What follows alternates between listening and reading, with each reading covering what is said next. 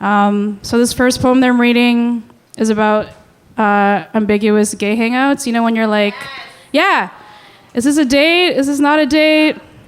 And you're like obsessed about all the like the petty and like serendipitous details of a crush in the moment, but you like don't do anything about it. Yeah, okay. This poem is called Art History.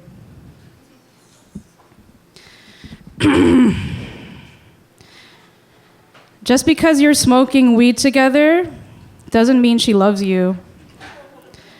Just because a girl likes the same Sufjan Stevens song as you doesn't mean you're gonna get married, even though 2 days after listening to Vesuvius from the Carrie and Lowell live album together, stoned, the museum she works at receives a view of Vesuvius from Naples on loan, which is a sure sign of romance from God herself.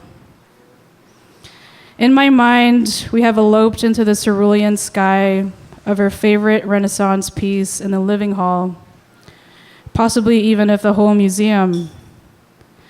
Saint Francis in the desert, barefoot, 1 foot forward, both hands outstretched, waiting for God's next cosmic joke or more holes in his palms. We don't know what the holy gaunt man is looking at. There's a concerned brown rabbit staring up at him just below his stigmatic hand. There's a donkey and a heron, and they know that something is up. Later, in her bedroom, I admire the water damage on the ceiling, and I try to put her at ease. I tell her I probably got black mold too. We talk about growing up Christian and being turned on by the fear of God as adults. We sit closer and closer to each other, and maybe nothing needs to happen.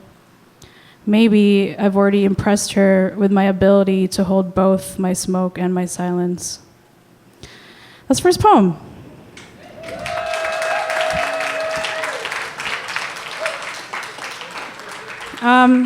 This is not a funny poem at all. It's very sad, but also hopeful, I guess.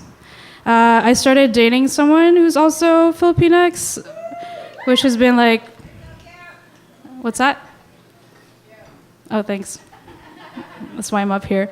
It's been a really beautiful thing, and I've found that it's kind of like activated a couple of things for me. Like for one, you know, I've found some confidence in speaking in Tagalog again. It's fucking scary, which we're both trying to speak more of. And the other thing is that it's reminding us like some of the reasons why it's taken so long to do so.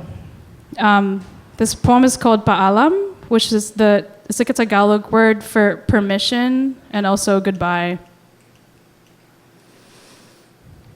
Okay. Some nights I love myself enough to leave the party.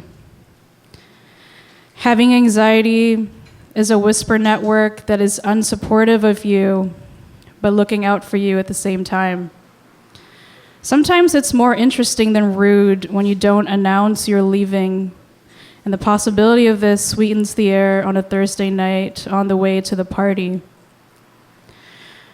When I leave, I go with a canned excuse that runs a few sentences too long. If I stay, I will talk about my mother, which I don't mean to weaponize. I don't want to talk about my mother anymore. It feels disingenuous to have to call all my neuroses, fear of losing my keys, hair, beauty, youth, homeland, relative stability, etc., compartmentalized into mommy issues. There are things more urgent than this bullshit melancholic narrative, written into trite verses about going back to my roots, a mother tongue plagued with imposter syndrome on top of imposter syndrome from re-inhabiting a language I spoke for the first 12 years of my life, slipping on the syllables to resurrect a ghost. Instead, I conjure up a bedsheet apparition, cry only in English, receive a massage, clumsily tell you where my pain is, pointing underneath my shoulder blade to find that the pain has migrated. It is both an heirloom and a travel document that my body hurts from work, or I work until my body hurts. This is my body now. I am not caught between two worlds. I am talking to you reluctantly at this party where I have revealed far too much again.